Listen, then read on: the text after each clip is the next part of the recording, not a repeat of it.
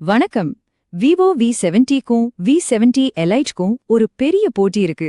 எது பெஸ்ட், எது உங்களுக்கு கரெக்டா இருக்கும்? வாங்க இந்த ரெண்டு போனுக்கும் உள்ள உண்மையான வித்தியாசத்தை டீப்பா பார்த்து உங்களுக்கு எது சரியான சாய்ஸ்னு கண்டுபிடிக்கலாம். சரி, நேரடியா விஷயத்துக்கு வருவோம். அந்த எலைட் அப்படிங்கிற பேருக்கு நாம எக்ஸ்ட்ரா காசு கொடுக்கணுமா? அதுக்கு வர்த்தா? கவலைப்படாதீங்க, இந்த விளக்கத்தோட கடைசியில உங்க கையில ஒரு தெளிவான பதில் இருக்கும். சரி, வாங்க உள்ள போலாம். முதல்ல நம்ம ஒரு சர்ப்ரைசிங்கான விஷயத்துல இருந்து ஆரம்பிப்போம். அது என்னன்னா, இந்த ரெண்டு போனுக்கு இருக்கிற ஒற்றுமைகள். ஆமா, நீங்க நினைக்கிறத விட இது ரெண்டும் பல விஷயங்கள்ல ஒண்ணுக்கொன்னு சலைச்சதில்ல. முதல்லயே ஒரு பெரிய சர்ப்ரைஸ் கேமரா தான்.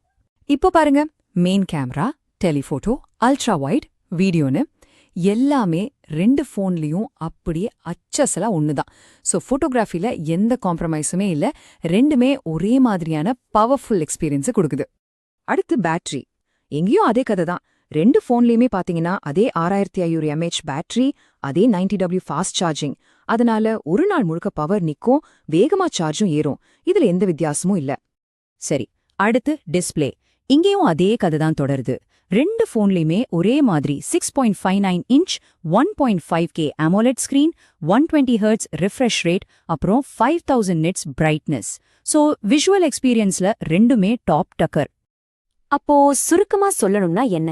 ஒரு போனோட உயிர்நாடியே கேமரா, பேட்டரி, டிஸ்ப்ளே தான். இந்த மூணுமே ரெண்டு மாடல்லையும் ஒரே மாதிரி இருக்கு.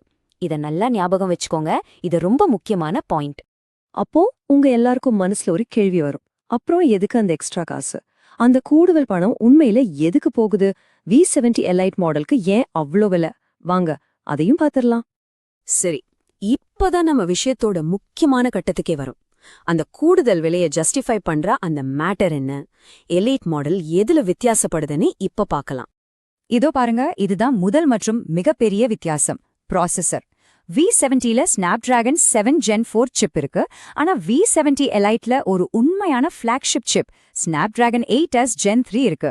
இது பெர்ஃபார்மன்ஸ்ல சும்மா ராக்கெட் மாதிரி ஒரு பாய்ச்சல். சரி, இந்த பவர்ஃபுல் ப்ராசஸரால நமக்கு என்ன லாபம்? சிம்பிளா சொல்லணும்னா, வேற லெவல் கேமிங் எக்ஸ்பீரியன்ஸ் கிடைக்கும். ஒரே நேரத்துல பல ஆப்ஸ் யூஸ் பண்ணாலும் போன் ஸ்டக் ஆகாது. மொத்தத்துல ஒரு வெண்ண மாதிரி ஸ்மூத்தான அனுபவம். நீங்க ஒரு ஹெவி யூசரா இருந்தா இது உங்களுக்கு ரொம்பவே முக்கியம். ஓகே, அடுத்த வித்தியாசத்துக்கு போலாம். இது பெர்ஃபார்மன்ஸ பத்தி இல்ல, ஆனா போனை யூஸ் பண்ணும்போது நமக்கு கிடைக்கிற அந்த ஃபீல், அந்த எக்ஸ்பீரியன்ஸ பத்தினது. இது ரொம்ப சின்ன விஷயம் மாதிரி தோணலாம், ஆனா ரொம்ப முக்கியமான ஒண்ணு. அதுக்கு முன்னாடி ஹாப்டிக்ஸ்னா என்னன்னு சிம்பிளா சொல்றேன். நீங்க உங்க போன் ஸ்கிரீனை தொடும்போது, டைப் பண்ணும்போது, இல்ல கேம்ஸ் விளையாடும்போது உங்க கைக்கு ஒரு ஃபீல் வரும் இல்லையா? ஒரு சின்ன வைப்ரேஷன் மாதிரி. அதுதான் ஹாப்டிக்ஸ். இது நம்ம யூசர் எக்ஸ்பீரியன்ஸை அடுத்த லெவலுக்கு கொண்டு போகும். இங்கதான் ரெண்டாவது முக்கியமான வித்தியாசம் இருக்கு. V70ல ஒரு ஸ்டாண்டர்ட் வைப்ரேஷன் மோட்டர் தான் இருக்கு. ஆனா V70 எலைட்ல ஒரு எக்ஸ் ஆக்சிஸ் லீனியர் மோட்டர் இருக்கு. இது ரொம்ப துல்லியமான ஒரு பிரீமியம் ஃபீல் கொடுக்கிற அதிர்வுகளை கொடுக்கும். இதுக்குள்ள வித்தியாசத்தை எப்படி சொல்றதுன்னா, ஒரு சாதாரண இயர்ஃபோனுக்கும் ஒரு டால்பி அட்மாஸ் ஹோம் தியேட்டருக்கும் இருக்கிற வித்தியாசம் மாதிரி. நீங்க டைப் பண்றதுல இருந்து கேம்ஸ் விளையாடுறது வரைக்கும் இந்த வித்தியாசம் உங்களுக்கு நல்லாவே தெரியும். சரி, எல்லாத்தையும் பார்த்தாச்சு. இப்போ ஃபைனல் வெர்டிக்ட்க்கு வரலாம். இந்த எல்லா தகவல்களையும் வச்சு உங்களுக்கு எந்த V70 கரெக்டா இருக்கும்னு ஒரு முடிவுக்கு வருவோம் வாங்க. ரொம்ப சிம்பிள். உங்களுக்கு ஒரு ஃபிளாக்ஷிப் லெவல் கேமரா வேணும், நல்ல பர்ஃபார்மன்ஸும் இருக்கணும். ஆனா பட்ஜெட் கொஞ்சம் டைட்டுன்னா யோசிக்காம V70க்கு போங்க. அதுதான் ஸ்மார்ட் சாய்ஸ். ஆனா இல்ல, எனக்கு best of the best gaming வேணும், அந்த பிரீமியம் ஃபீல் ரொம்ப முக்கியம், பர்ஃபார்மன்ஸ்ல எந்த சமரசமும் செஞ்சுக்க மாட்டேன் நீங்க நினைச்சீங்கன்னா கொஞ்சம் எக்ஸ்ட்ரா காசு போட்டு V70 எலைட் வாங்குறது தான் கரெக்ட். இப்போது கேள்வி உங்களிடம்தான். நீங்கள் எந்த வகை பயனர்? ஒரு ஸ்மார்ட் பயரா இல்ல ஒரு பவர் யூசரா? உங்க தேவை என்னன்னு யோசிங்க. இந்த ஒப்பீடு உங்களுக்கு ஒரு சரியான முடிவெடுக்க கண்டிப்பா உதவி இருக்கும்னு நம்புறேன்.